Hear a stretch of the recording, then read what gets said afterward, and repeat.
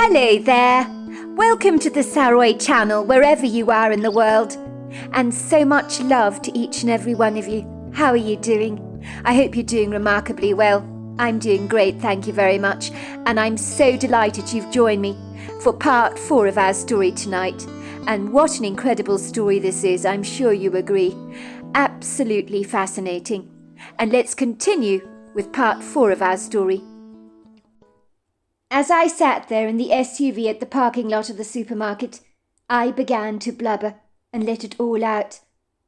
I had gone away for 7 whole years, and now I was back in town. The thought of confronting the demons of my past was too close for comfort. The picture of the man who had raped me on the beach kept flooding into my memory. But with the therapy I'd enjoyed in Florida, I had begun to realize that despite everything, I still very much loved my little girl Chloe. Even though she was the progeny of the monster, it certainly did not make her one. I had got divorced from Richard several years ago, even though I'd loved him very much, but I knew I needed to let him go. I needed to separate myself from my life at Golden Sands. But now that I was back in this part of the world, the longing to be reunited with little Chloe was all-consuming. I could only hope that Andrea would live up to her promises to me and be an intermediary for me with Richard. Richard needed to know that I wanted to be part of my little girl's life again. But I knew that Andrea was absolutely right, that he would be less than enamoured to hear I was in town again, after I'd swanned off and left him to take care of little Chloe all on his own. I was sure he must feel very resentful, aggrieved and embittered towards me, and I could barely blame him for that. Eventually I did receive a message from Andrea, telling me that Richard was willing to meet me at a watering hole outside the town, far away from gossiping tongues and snoopy locals, and that suited me just fine. I knew the place well enough, but hadn't been there for many years. When I arrived at the bar, it was bursting with activity. I could see no sign of Richard, and my heart began to dip, as one thing about Richard was he was always very punctual. I found a seat at a table at the far end of the bar, while I listened to the background clatter of cutlery, glasses tinkling and people laughing. A waitress was delivering platters of burgers and chips to tables, and the greasy, fatty smell made me feel quite nauseous. My heart was pounding in my chest, and my legs were trembling as I tapped the red velvety carpet beneath my feet rather nervously. It was a long while later that a lofty figure entered the bar, and stood there surveying all the patrons, as if looking for someone in particular. I recognized that it was Richard. In 7 years, Richard's dark hair had gone completely grey. He stood there for a brief moment, staring at the crowd, and then finally his eyes met mine across the room, and he walked over to me. "Well, well, look who we have here." "Hello, Richard. How are you?" I asked. "You're asking me how I am, are you, Aoife? That's rich coming from you, isn't it? I didn't even know you cared about my welfare.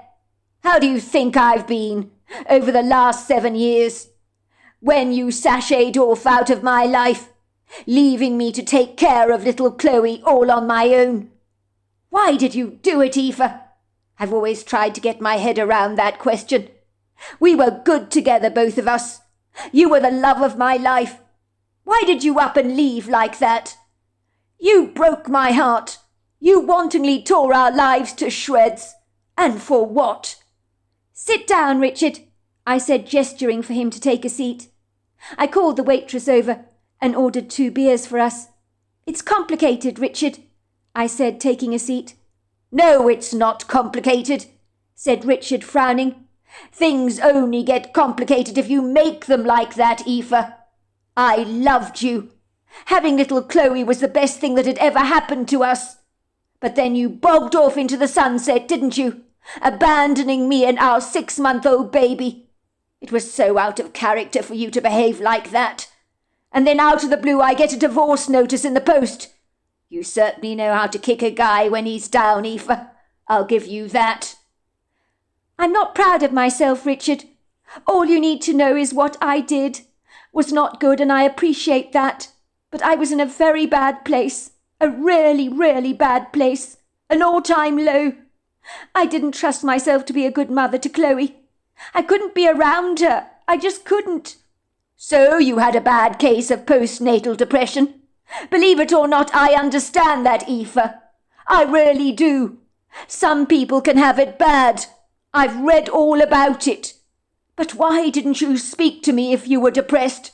You could have got yourself help. Instead, you just run away. We could have fixed things together. Running away from your problems is not a good way to solve anything.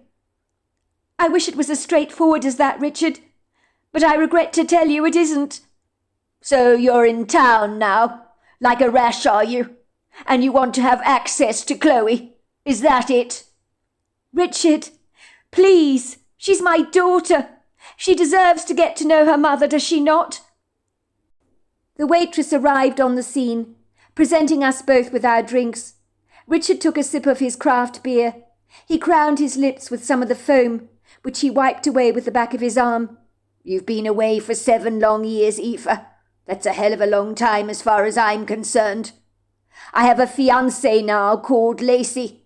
She looks after Chloe when I'm at work. She's currently looking after Chloe now, even as I speak. Chloe has no idea who you are. She doesn't even know you're her birth mother. She's a well-rounded, happy little girl, and I want her to stay that way. She only knows Lacey as her mother. What am I supposed to say to her? We don't need to confuse our little girl. But you're right. I can't possibly stop you from seeing her. You're her birth mother by rights. That would not be ethical or right to do. We will have to work out a plan between ourselves. Thank you, Richard. Thank you so much. I don't know what to say. You're being very good about this. You really are. I'm not being good for your sake, Aoife. I'm really not. I'm not that nice a person, I'm afraid. I'm just thinking of the best interests of Chloe. She needs to have a relationship with her birth mother, whether I like it or not. If I don't allow that to happen, it would make me completely unreasonable. But I do need to know, Aoife, that you intend to stay here, that you're not just going to bugger off again. Chloe's an impressionable young girl, very sensitive. She does not need to be messed around, and I won't stand for it if she is. I'm staying here permanently, Richard, at Golden Sands. I'm going to be looking after my mother. I'm sure you've heard about her unfortunate diagnosis. Richard frowned. I'm very sorry, Aoife. That's hard. I know how much you love your mother. I really do. She's been such a great grandmother to little Chloe. I can't fault her in that. How is Chloe, Richard? I asked. Richard pulled out his cell phone and handed it over to me. That's her in the pictures. Everyone says she's a splitting image of me. Got my hair and eyes, but she's definitely got your nose. I see you in her as well. I could feel my body trembling and shaking like a jelly as I studied the pictures of my beloved little girl. Tears spilled down my cheeks. To my surprise, Richard reached out to squeeze my arm. She's a lovely little girl, isn't she? I just don't want you to hurt her, Aoife. That's all I care about. That's all that matters at the end of the day. I'm in a better place now, Richard, I told him. I saw a therapist in Florida, Mrs. Senderwood. She helped me to move out of muddy waters. Richard's face softened. I'm glad to hear that, Aoife. You're looking as lovely as I remember. Very radiant, and your hair is so long these days. When you left, all those years ago, it was shoulder length. I know, I chuckled. I've been struggling to grow it all my life, and then suddenly it started to grow when I was in Florida. Well, it suits you, Aoife. You look great. Tell me about Chloe, Richard. I want to know all about my little girl. Well, she's a very sweet little girl. She's terribly naughty, though. I chuckled. That sounds familiar. Mum was always accusing me of being very naughty when I was, Chloe's age. Well, she's always getting up to mischief, isn't she? She loves to investigate everything. She's always asking questions like, why do birds fly? Why do they live in trees? Why do they sing? Questions like that. She's always looking under stones to see if she can find insects. Curious about everything, she is. So when can I see her, Richard? She sounds so delightful. I don't want to put any pressure on you, but I really would like to see her as soon as possible, if I may." "Well, how about I drop her off at your mother's house to visit her grandmother tomorrow? You can introduce yourself to her as your mother's friend. I will get Lacey, my fiancée, to drop her off at Golden Sands for you. Chloe loves going to Golden Sands. She adores the beach there. She can spend the entire day with you. But for God's sake, don't you dare tell her you're her mother." "Well, of course I wouldn't do that. That would be terribly insensitive. Thanks for being so reasonable, Richard, about this. I thought you'd be furious with me after everything I did. And I can't blame you. If I'd been wearing your shoes, I would have been livid." Richard's expression looked pained. "I've always loved you, Aoife. It never goes away, that you know. Yes, I was enraged with you. I'm not going to deny that. But I knew you well enough to know that you had your very good reasons for leaving, whatever they were. And I still don't know." "You don't?" "No, of course I don't. But there is no point living in life with bitterness. Life is far too short, don't you think? I forgave you for leaving a long time ago. Although there was a time, I will not kid, that I wanted to throttle you personally. But not any more. I'm over that now." When I finally left Richard to return to Golden Sands, I was feeling incredibly optimistic. I had thought that Richard would have been furious with me, but he was genuinely thrilled to see me. And the old spark that had been there 7 years before was still there against all the odds. I was surprised that he didn't hate me with a passion, but instead he'd been incredibly reasonable to me about everything. My mother was absolutely right. Richard was a very good, very ethical man. I couldn't believe he completely understood that I had my personal reasons for leaving home, but he cared only that my return to Oregon would be permanent, so that I didn't hurt little Chloe, and that was a reasonable, understandable request on his part. But I knew that now that I'd come home, I would not be going anywhere. I was thrilled to be back at Golden Sands. I did know that gossip was rife in town. When people learnt that I'd returned, I knew unkind words were invariably being spattered around about me, like the oil from a deep fat fryer.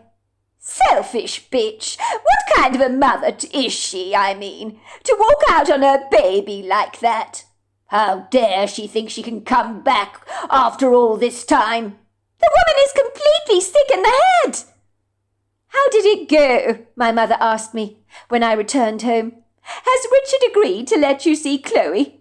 I do hope he has." "Mum, Richard was absolutely amazing. I can hardly believe it. He was kind and non-judgmental about everything I've done. And believe it or not, there's still a spark between us, even after all this time. I really felt it. It was very strong." My mother shook her head sadly. "I'm afraid, sweetheart, don't get your hopes up. That ship has long since sailed. You do know he's betrothed to Lacey. He's going to marry another woman. He's engaged to her." "I know, Mum. But the best news is that Lacey is going to drop off little Chloe tomorrow for me at Golden Sands, so that I can spend the day with her. Isn't that brilliant news?" "I told you Richard would come through for you," said my mother. "I am so pleased to hear that. But you do need to tread very carefully with young Chloe. You must remember she has no idea you are her mother." "Of course, Mum. I realise that. I have no intention of telling her who I really am." "Well, as long as you don't, that's all that matters. But I'm thrilled to hear your great news." The following morning I could barely wait to see Chloe again. I kept glancing out of the window, in the hope I'd see Lacey's car, driving up our driveway. "Sweetheart," said my mother, "the more you keep looking out of the window, the longer it'll be before Lacey gets here. Don't you know the saying that a watched pot never boils?" I sighed. "I know you're right, Mum. I just can't help myself. I'm so excited about seeing my little girl again." Seconds later we heard a car driving up the driveway, until it finally reached a standstill. I ran hurriedly to the window and saw a pretty young woman with long blonde hair, wearing a white cotton tunic dress, climbing out of her car. She then walked over to the passenger side and opened it up for little Chloe to get out. In that moment, my heart almost missed a beat, as I saw Lacey taking the little girl's hand and marching towards the front door. I was astonished and confounded, because little Chloe looked exactly like Richard. How was that even possible? Why didn't she resemble the monster? Moments after a knock came to the front door, I churlishly opened it. I was certain that Lacey would be mean and spiteful towards me, because I was the mother that had wantonly abandoned my little girl. But I was very surprised and bewildered to see no judgment in her blue eyes. I didn't want to like her at all, but I couldn't help but do so. The future Lacey Douglas was a very warm person indeed. But why was I surprised? Richard would never be attracted to anyone who didn't have a charming personality. "Hello there," said Lacey, reaching out to shake my hand. "You must be Aoife. Richard has told me so much about you. I'm so glad you're finally back in town." She turned around to look down at Chloe. "Chloe, this is Aoife, a friend of your grandmother's. She's going to spend the day with you. Are you going to say hello to her?" "Hello, Aoife," said little Chloe shyly, looking at me through her bright blue eyes. "Hello, Chloe. What have you got in your bag there?" "Mummy says that you're going to take me on the beach to play with my bucket and spade because I want to build sand castles. Do you like sand castles, Aoife?" "Oh, I love sand castles," I said with a huge grin on my face that I just couldn't wipe off. "Good, because then you can help me if you like to build them. I want to build a big fort. I've got 2 buckets and spades, so you can use one of them if you like." "That's very kind of you. If you don't mind lending me one of them, I'd really appreciate that." Lacey nodded at me and gave me a wink. "I'm going to go now. I think it's an appropriate thing to go now," she said, "but I'll pick you up later, little Chloe. Are you going to give me a hug before I go?"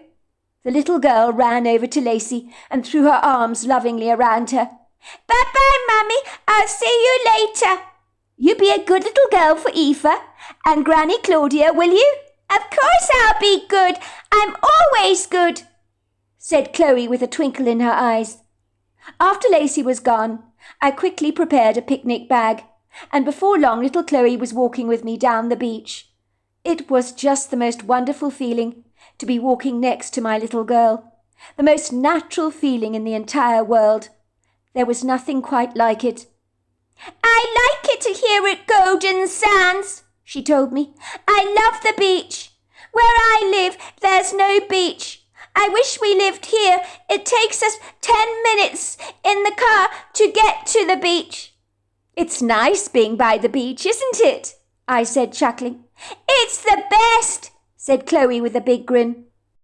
Before long, Chloe and I were happily sitting together on the soft golden beach sand, making sand castles. Our hands enjoyed the feel of the soft sand brushing against our fingers. It was such a blissfully beautiful sunny day. Seagulls screeched above our heads, and the crashing waves roared thunderously as they hit the shoreline in a white, elegant spray. It was so wonderful spending quality time with my little girl. But I was struck again and again by how like Richard she was in every way, in her gestures, mannerisms, and physical appearance. A troubling, disconcerting thought began to plague me somewhat. What if the DNA test had been wrong? What if Richard really was my daughter's father? No, of course she's not, I told myself. The more I questioned myself over this, the more unlikely it seemed, as a DNA laboratory test did not get their results wrong.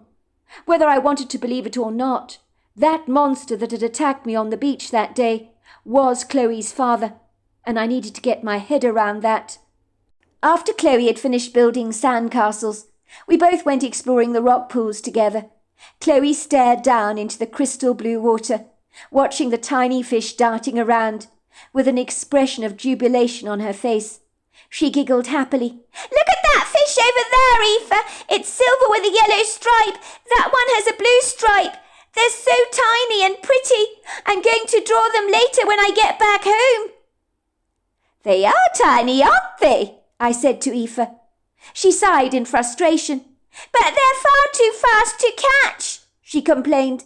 I wish I could catch one of them. I would put it back. I don't want to hurt it. I just want to feel it in my fingers. Of course you don't want to hurt it. You're a nice girl, I said to Chloe. I don't think I'm that nice, Aoife, she said, frowning. 'Cause you see, I eat dinosaur fish fingers, so I'm eating real fish, aren't I?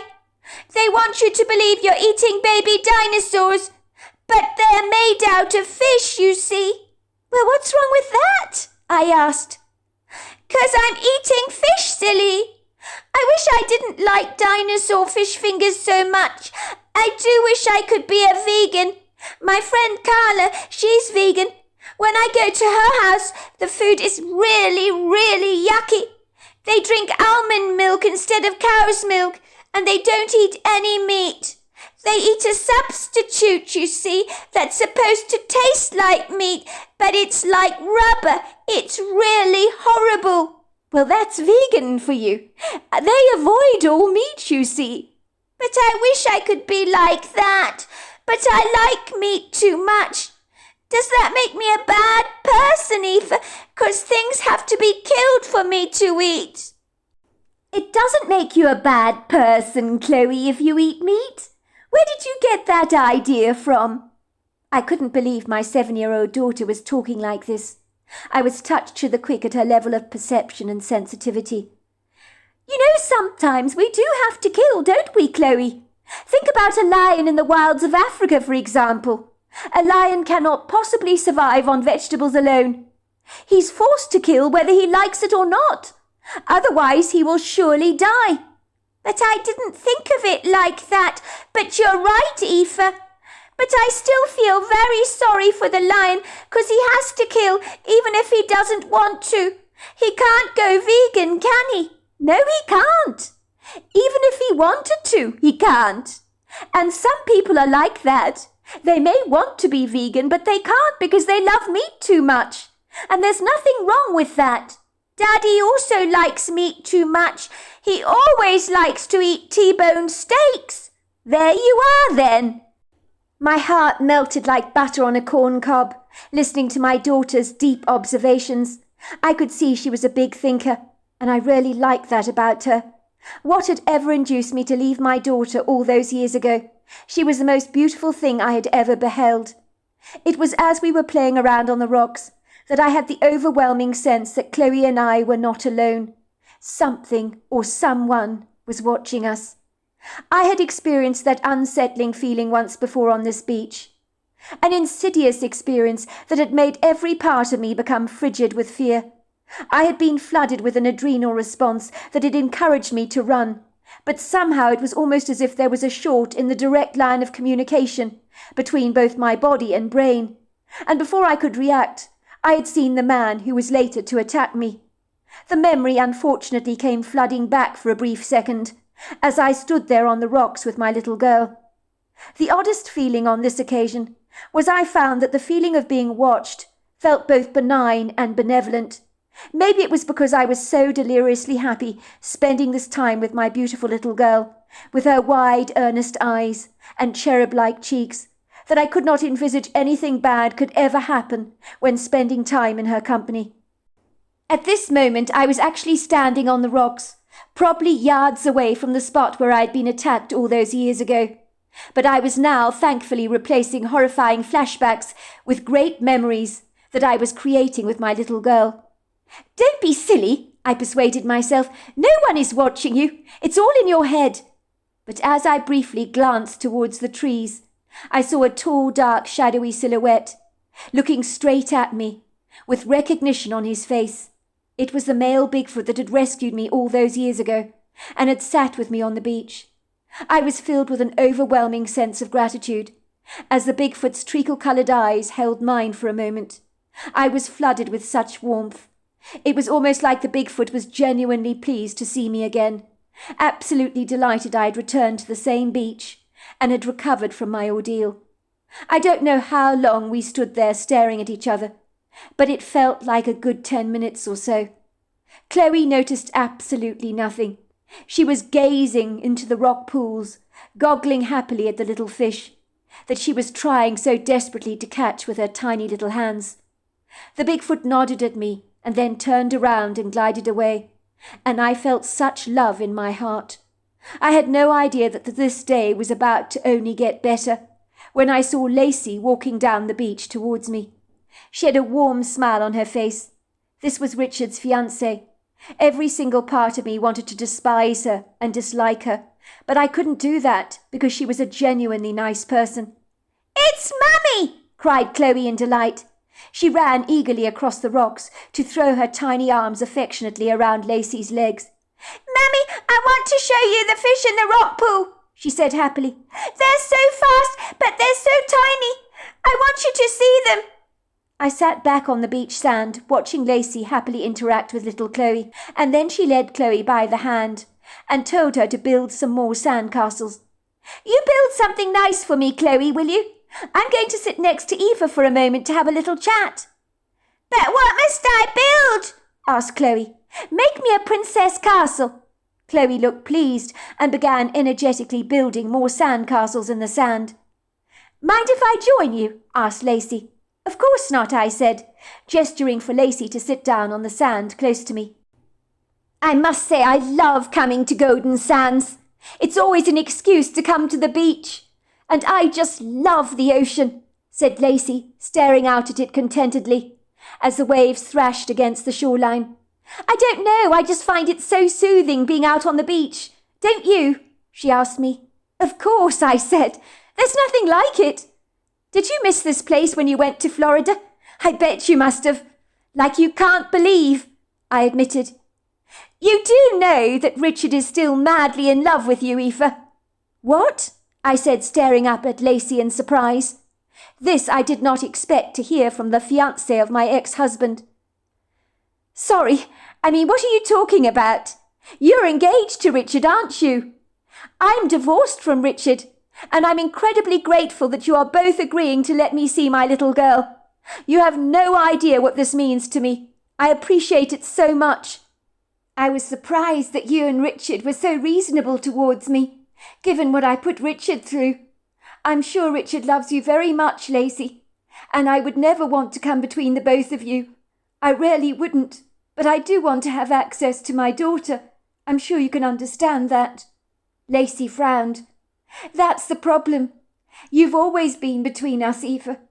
Even when Richard told me that you were in his past, that he wanted to forget all about you, I knew he never could.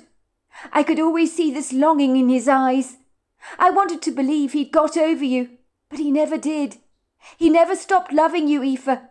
When you met up with him the other night at the bar, I knew when he returned that he was still in love with you. It was so clearly written all over his face. I said to him, 'Admit it, Richard.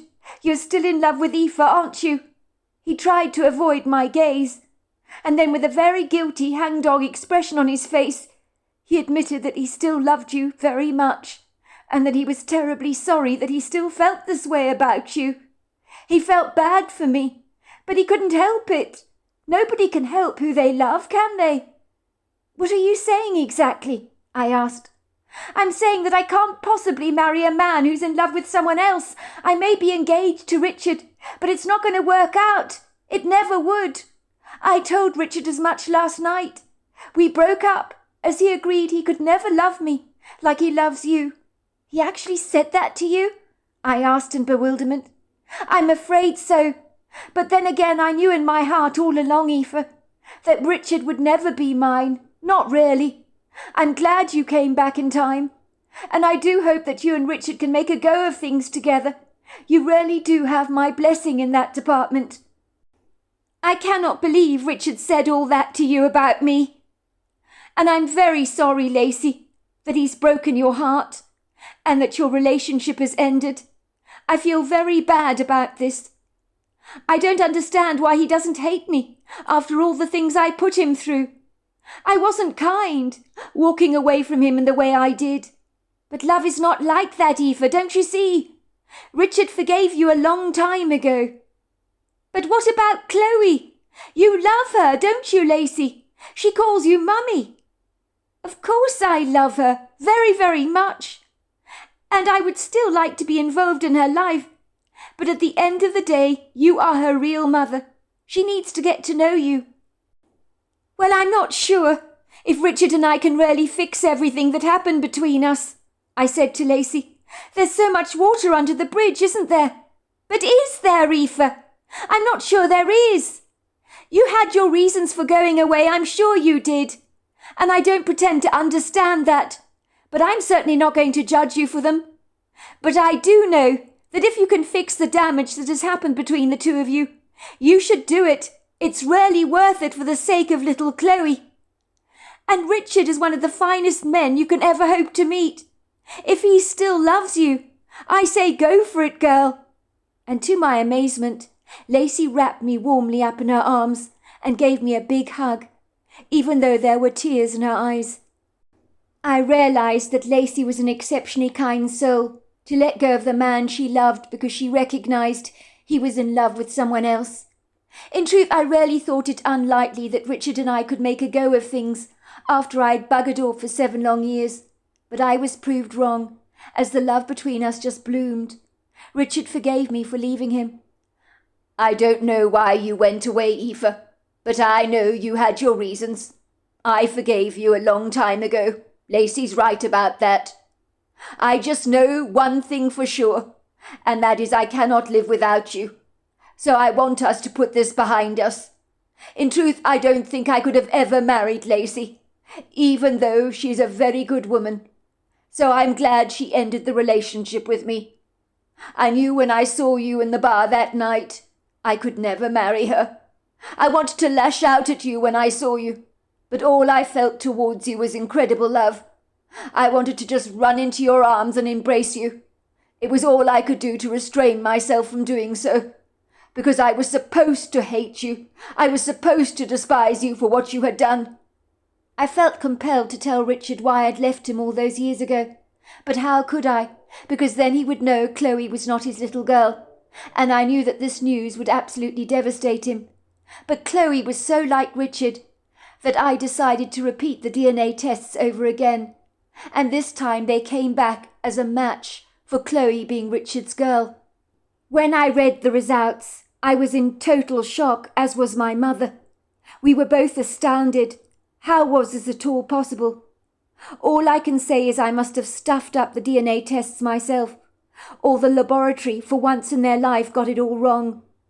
When I realized Chloe was really Richard's, I was so incredibly happy, but angry with myself for wasting so many years.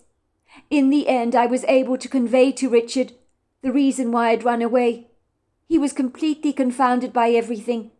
He told me that even if Chloe was not his little girl, that if she was a part of me, he would have always loved her regardless. "Surely you know that, Aoife. I'd never have blamed you for being raped on the beach. I wish you hadn't kept all this from me.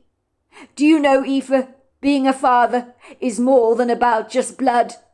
And regardless of whether Chloe was mine or not, it wouldn't have changed a single thing.